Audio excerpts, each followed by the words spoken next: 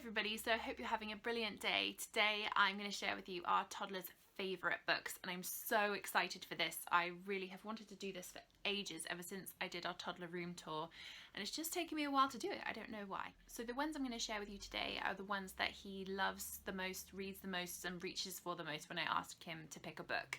This is by no means an exhaustive list. There are other ones that he's loved and read along the way, so I just picked some to share with you today. We've been so fortunate to get a lot of these books as gifts from our friends and family, and also I pick them up on Amazon for a really good price, or I pick them up at charity shops when I see them. So I'm going to make sure that all of these are linked down below, so if you fancy getting one of these for your own child or as a gift for somebody else, then I will make it really easy for you. I'll make sure there's a US and a UK link to the books where possible. This is the first book I want to share with you, and this was a lovely gift from his godparents, and it is huge. It's a giant book. The rest are not this size. This is the biggest one. So this is Animals by Angela P. Arrhenius. That's a really hard one to pronounce, and all it literally is like giant drawings of animals. It's just a really big book full of animals. And this is the reason that our son learnt to crawl. We used to put it on the floor because it's big enough to stand up with the pictures of the animals, and it was enough incentive to get him to crawl across the floor. He doesn't big it up much nowadays, but it's definitely served a serious purpose, and I'm sure he's going to continue to love it anyway for years to come. The next one is For Just One Day, and it's by Laura Luke, and it is his favourite book right now. And the reason for that is because mummy or daddy has to make animal noises when reading it, and you can see how well loved it is. It's torn to pieces. This is about the only one that's not a board book of the ones I'm going to show you, because he still hasn't, I mean, he can turn pages, but he can't quite turn them without ripping them always. So this is such a fantastic book. There's just the right amount of words for him at the minute to be able to concentrate, and then it's always followed by, like, we say like hop hop hop when it's bunny. It's really, really beautiful illustrations as well as just so much fun. The other style of book that he has loved to pieces and also broke about 3 of, and I've had to recycle, are the Busy books. So this is Busy Garage, and basically they just keep the kid busy doing stuff, and he sat with this on the floor today and just played with it for like 10 or 15 minutes. He likes this one particularly because it's got, you know, cars in it, and these are really fantastic for airplanes because it keeps the kids busy and it's interesting. It's got just, again, the right amount of words for him and the right amount of pages, and I love these books as well. We've got like Busy Cafe and Busy Pets, and we had a Busy Christmas one, and I just love this kind of Busy series.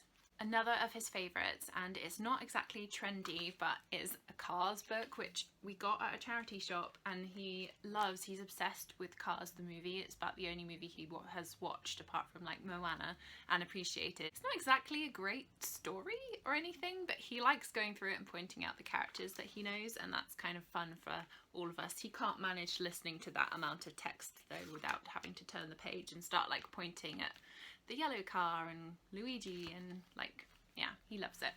So I'm actually going to talk about these as kind of like a set because they're all a bit similar. So we've got a few different like alphabet and number books.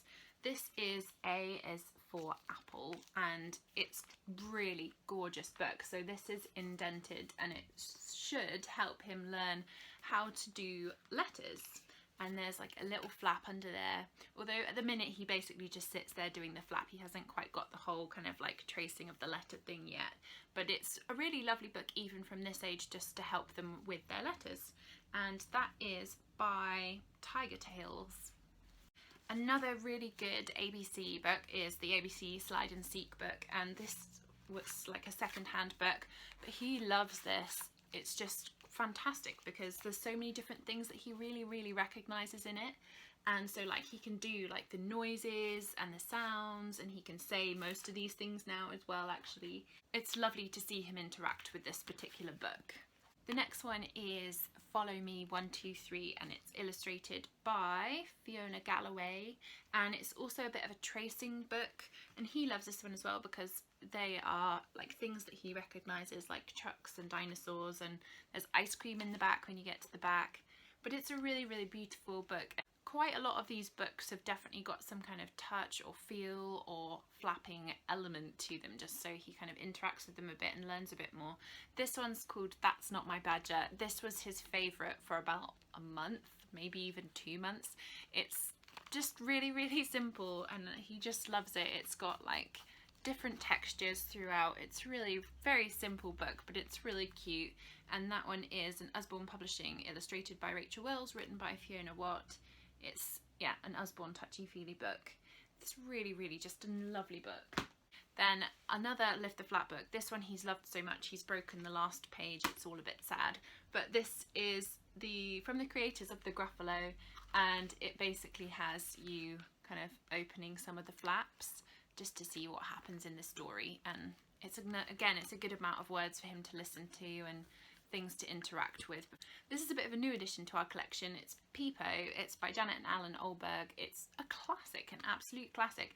And I wasn't sure how he'd react to it, but he really, really loves it because it's a bit like Where's Wally, in that on the following page there's so many things to point out and that he would recognise, like there's balls and shoes and the woman's wearing a hat and just there's trees and there's a bus, and it's really, really interesting visually for him.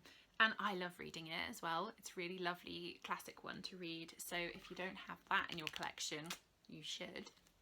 In terms of ones that I love to read as well, probably more than him, You Are My I Love You is just the nicest thing to read before bed. It's just absolutely gorgeous. If you haven't heard the poem, then you probably should have. It's so, so cute. Now this is one that he really, really interacts with the story. He loves it, and I think it's just because it's about a tiger who eats a lot of food, and he probably just relates to that because he really loves to eat and he loves animals. And it's such a cute little story, The Tiger Who Came to Tea. So he will always pick that one out, even though it has no flaps, nothing to touch. He will just sit and listen to that story. He absolutely loves it. This is another really fantastic nighttime book. It's called Goodnight Hoot, and he loves it because he can trace around the different circles, and it absolutely fascinates him how all the different circles go in on each other. And he loves it because, again, it's got all the different animals and it's very colourful. One thing that I read, and I definitely think is true, is that small children about the age of 2 really like rhymes and poetry, and The Pout Pout Fish is a sort of rhyming story and he really loves it. I think as well he loves it because Mummy and Daddy have to do really good voices when they're doing the Pout Pout Fish. I'm a pout pout fish with a pout pout face, and it's such a cute story because there's love in the end of it. It's a nice one to read for Mummy as well as for him.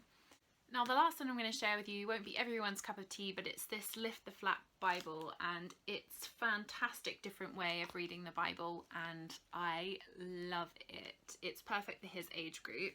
It's just a really lovely way of finding out some of the biblical stories that he will probably be hearing for times to come when he's going to kids clubs. So that's kind of our collection of his favourites. I'm sure there are ones I've missed out, and there are definitely some ones downstairs that I forgot to bring upstairs to share with you guys, but I'll make sure all of the ones I've talked about today are linked down below, and perhaps if you like this style of video, give it a thumbs up so I know that I should do one when he turns maybe 3 and what his favourites are then. Also, if you're new here, I would love if you would subscribe to this channel. It's totally free and basically just means every time you log on to YouTube you'll see my video pop up at the top, or any of my latest videos. Other than that, I hope you found that really interesting, and I hope you have a fantastic rest of your day.